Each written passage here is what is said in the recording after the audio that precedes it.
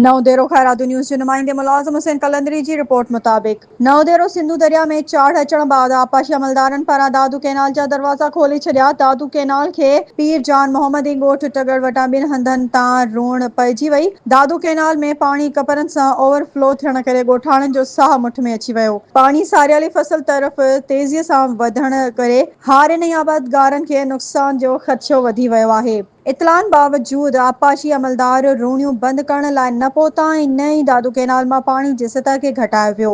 ॻोठाणनि पंहिंजी मदद पाण तहत रोणियूं बंदि करण में रुधल आहिनि। पीर जान मोहम्मद वटि पयल रोण खे बंदि करण लाइ ॻोठाणनि पंहिंजी मदद पाण तहत क्रेन मशीन घुराए वरिती। ॻोठाणनि साबिर बरकत अब्दुल सत्तार नियाज़ ज़ाहिद लाशारी ऐं शकील टगर समेत ॿियनि जो आपाशी इंतज़ामिया ख़िलाफ़ एहतजाज। ॻोठाणनि पीपी चेयरमैन बिलावल भुट्टो ज़रदारी, वज़ीर आला सिंध सैयद मुराद अली शाह, सूबाई वज़ीर आपाशी ॼाम ख़ान शोरो ऐं वसवारनि खे अपील कई त दादू कैनाल में पाणी जी सतह खे घटाइण ऐं कपरनि खे मज़बूत करण जो मुतालिबो कयो आहे।